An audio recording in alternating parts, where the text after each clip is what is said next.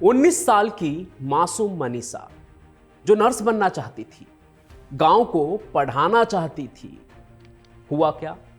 उसकी गर्दन रेत कर हत्या कर दी गई और सिस्टम चुप रहा।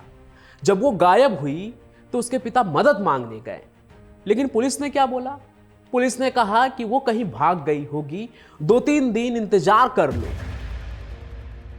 ये सिर्फ एक क्राइम की कहानी नहीं है, ये एक सिस्टम की कहानी है जो गरीब की मदद नहीं करता, चुप रहता है।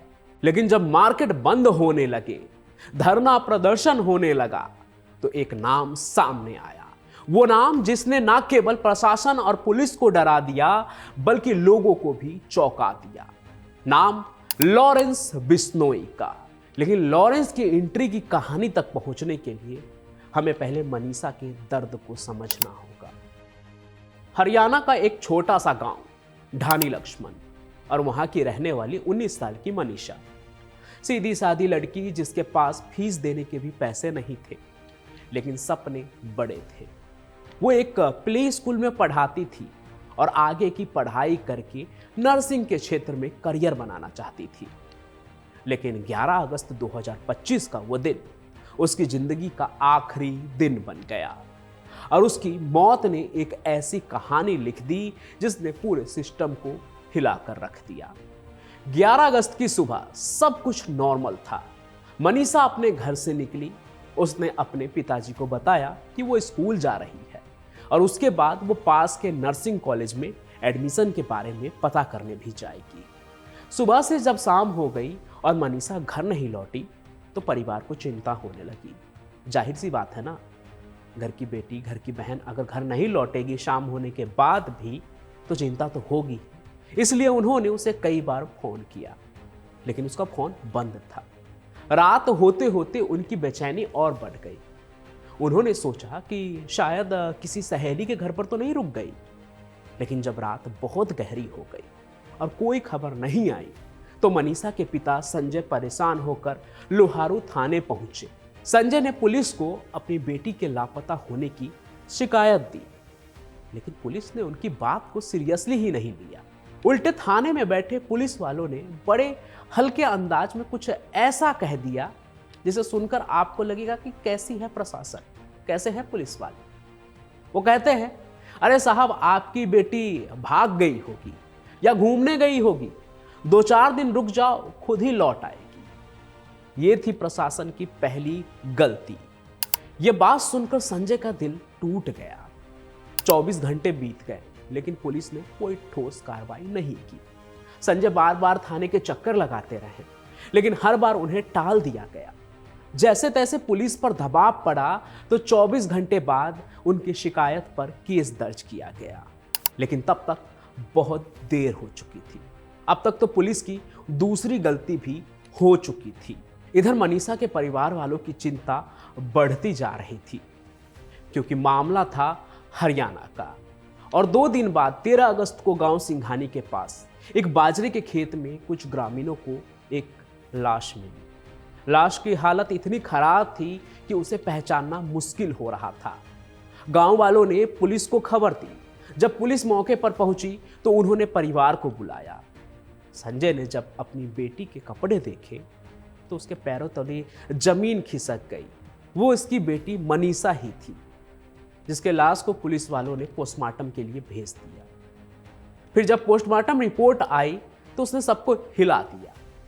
गला रेत कर हत्या, कपड़े फटे हुए, यानी यौन शोषण की आशंका।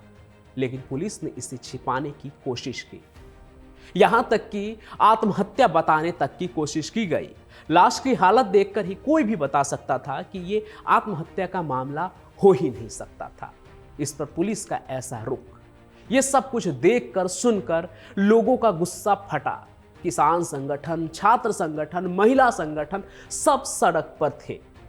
परिवार ने भी विरोध जताया, यहां तक कि उन्होंने अपनी ही बेटी का शव लेने से इनकार कर दिया। इसके बाद कुछ अफसर सस्पेंड हुए, लेकिन सवाल सबके मन में रहा कि इंसाफ कब मिलेगा, कब मिलेगा इंसाफ। एक मासूम लड़की मारी गई, उसका इंसाफ कौन दिलाएगा।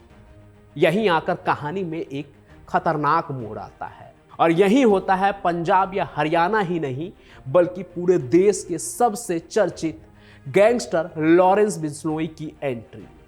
उसके गैंग का पोस्ट आया। पोस्ट में लिखा था, अगर हरियाणा पुलिस इंसाफ नहीं दिला पाई तो हम कातिल को मौत के घाट उतार देंगे। सोचिए ना, कल तक जो गैंग लोगों को धमकाता था, रंगदारी वसूलता था, वही आज पुलिस को चुनौती दे रहा है और लोग ताली बजा रहे हैं क्योंकि सिस्टम पर से सबका भरोसा उठ रहा है।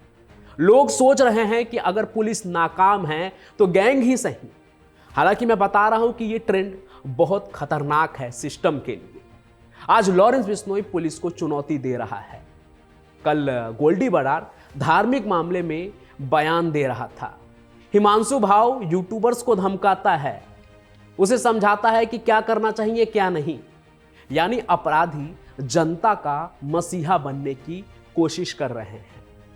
ये गैंग जनता के गुस्सों को कैश कर रहे हैं और सोशल मीडिया पर सॉफ्ट इमेज बना रहे हैं।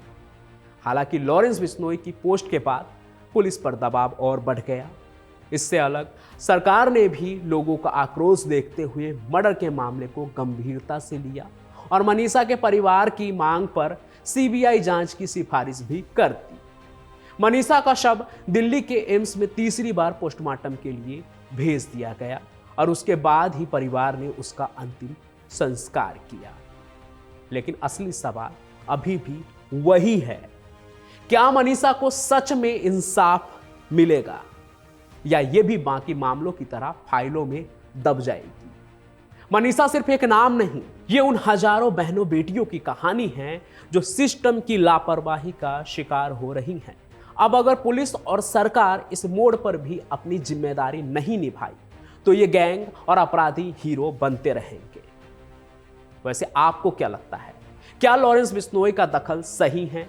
क्या ये लोकतंत्र के लिए सबसे खतरनाक संकेत नहीं है? आप क्या सोचते हैं वो भी आप कमेंट में जरूर लिखिए। साथ ही साथ मैं आपको ये भी बताना चाहता हूँ, ये तो हरियाणा का मामला है। अभी हाल में ही जब मैं घर गया हुआ था, वहीं मेरे घर के पास के एक ज़िला में एक ऐसा मामला हुआ जिसके बारे में आप सुनेंगे तो आपका दिल दहल जाएगा। एक बेटी अपने पिता और अपने भाई के लिए फांसी का मांग कर रही है। और ये क्यों कर रही है, उसके पीछे की कहानी आप जानेंगे तो सच में आपको लगेगा कि हमारे समाज में ये क्या हो रहा है। इस सदी में भी आकर जहां हम एआई टेक्नोलॉजी और चांद मंगल तक जाने की बात कर रहे हैं, वहां पर प्रेम संबंधों के बीच इस तरह से वारदात हो रही, हत्याएं हो रही है। एक बाप अपने दामाद को मार दे रहा है और एक बेटी अपने ही बाप और भाई के लिए कैपिटल पनिशमेंट की मांग कर रही है। कैपिटल पनिशमेंट, मुझे बस कैपिटल पनिशमेंट चाहिए अपने दोनों भाई का और मेरे पापा का। ये कहानी भी मैं जल्द से जल्द लेकर आने की कोशिश करूंगा। आप ये कहानी देखना चाहते हैं या नहीं, ये भी कमेंट जरूर कीजिए, क्योंकि मुझे लगता है कि गैंगस्टर्स और जो डॉन होते हैं, इन सभी के कहानी से ज़्यादा इम्पोर्टेंट हमारे आसपास जो क्राइम होती है उसे समझना, उसे समझकर उससे अवेयर रहना ज़्यादा ज़रूरी है। तो ये कहानी आप सुनना चाहते हैं या नहीं, ये भी ज़रूर कमेंट कीजिए। साथ ही साथ आज की इस कहानी को लाइक कीजिए, ज़्यादा से ज़्यादा शेयर कीजिए और इस चैनल को सब्सक्राइब भी ज़रूर कर लीजिए। मैं पंचम प्रकाश आप लोगों के लिए यूं ही कहानी लेकर आता रहूँगा। तब तक के लिए आप सभी का बहुत बहुत धन्यवाद।